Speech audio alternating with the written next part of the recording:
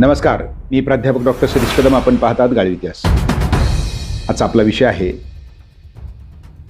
परफ्यूमची निवड कशी करावी आणि परफ्यूमच्या बाटलीवर लिहिलेले काही कोडवर्ड असतात, सांकेतिक, ते नेमके काय असतात. त्याच्यानुसार परफ्यूम म्हटल्यानंतर माणसाचा एक जीवनाचा अविभाज्य भाग आहे.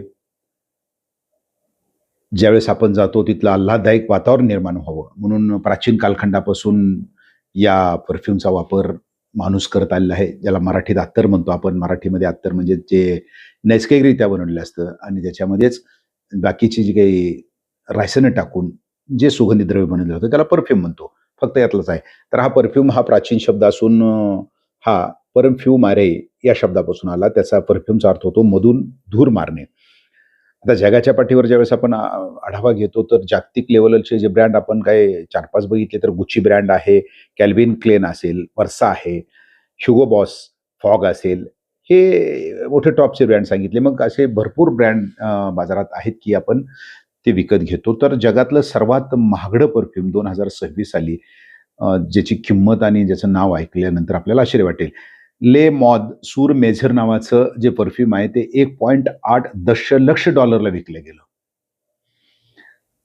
परफ्यूम कुठला असू देत, मात्र परफ्यूम नेमकं जे असेल ती बाटली आपण घ्यायची आणि त्या बाटलीवर काही कोडवर्ड लिहिलेले असतात.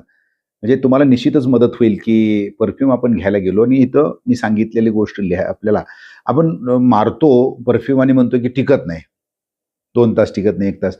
त्याला विचारलं तोही सांगू शकत नाही. त्याचं कारणच आहे तसं की परफ्यूम कशाकरता बनवलं गेलं, ते किती काळ टिकणार आहे. एखाद्या मी सांगतो त्या सांकेतिक जे काही शब्द लिहिलेले असतात त्याच्यावरून तुम्हाला ओळखता येईल. त्याच्यानुसार या परफ्यूमचे 4 स्तर असतात. स्तर म्हणजेच 4 कॅटेगरीचे परफ्यूम आहेत.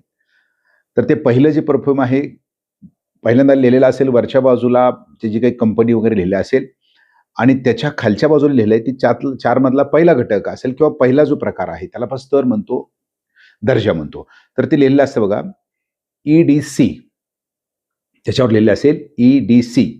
तर त्याचा अर्थ होतो ओ द कोलोन.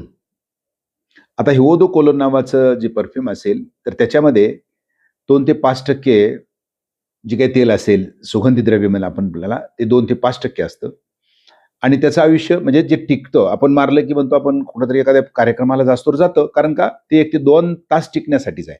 आता हे बनवलं कशासाठी मग, ज्या ठिकाणी थोडीशी उष्णता आहे आणि पटकन तुम्हाला हलकं वाटावं, पटकन तुम्हाला ते लगेच स्मेल यावा, याच्याकरता हे EDC जे परफ्यूम असेल तर ते तुम्ही घ्यावं. दुसरं आहे ते 1 ते 2 तास सांगितलं आता. दुसरं जे असेल तर त्याच परफ्यूमच्या म्हणजे तशाच प्रकारची बाटली त्याच्यावर लिहिलेलं असेल EDT. तर त्याचाही अर्थ काय होणार आहे, ओ द टॉयलेट. तर ओ द टॉयलेटचा जो अर्थ आपण बघितला, ओ द टॉयलेट जे काही परफ्यूम असेल त्याच्यामध्ये 5 ते 15% सुगंधी द्रव्य आहे.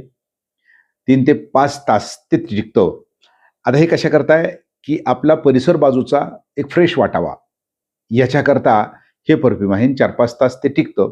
त्याला आपल्याला लिहिलेलं असेल EDT लिहिलेलं असेल. आणि तिसरा जो प्रकार आहे त्याच्यावर लिहिलेलं असेल EDP, ओ द परफ्यूम. आता ओ द परफ्यूम याच्यामध्ये ऑइल आहे 15 ते 20% जे सुगंधी द्रव्य आणि ते टिकतं 6 ते 10 तासापर्यंत. दुसरं आणि शेवटचा जो प्रकार आपण बघितला तर त्याच्यावर असेल आपल्याला परफ्यूम आणि खाली लिहिलेलं असेल एक्स्ट्रेक्ट लिहिलेलं असेल.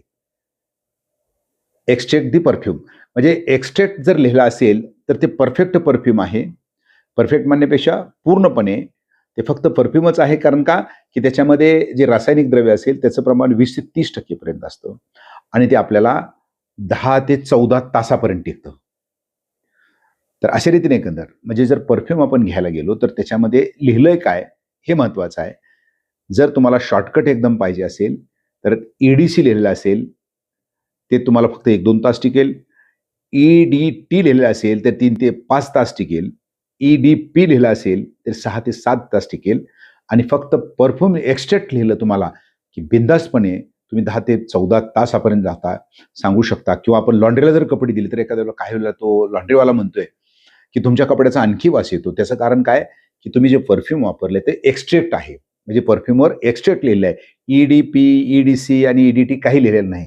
एक्स्ट्रेक्ट शब्द असेल तर ते परफ्यूम लॉंग लाईफ आहे. फक्त एवढंच आहे की ते परफ्यूम आम्ही तुम्ही स्प्रे केल्यानंतर, लावल्यानंतर थोड्या वेळानंतर म्हणजे तास 2 तासानं ते पुन्हा चांगला त्याचा जो स्मेल असेल, जो वास असेल, सुगंध असेल तो दरवळायला लागतो. थोडा लेट आहे.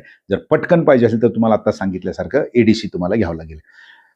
तर परफ्यूम कुठे लावावं हेही महत्त्वाचं आहे. जिथे-जिथे आपल्या नाड्या आहेत त्या म्हणजे असं इथं जी नाडी असेल त्या नाडीवर असेल, कानाच्या पाठीमागच्या बाजूला असेल, म्हणजे जिथं आपले जे काही धमनी असतील, सिरा असतील त्या लवकर समोरच्या बाजूला असतात त्या ठिकाणी परफ्यूम लावा असं म्हटलं जातं.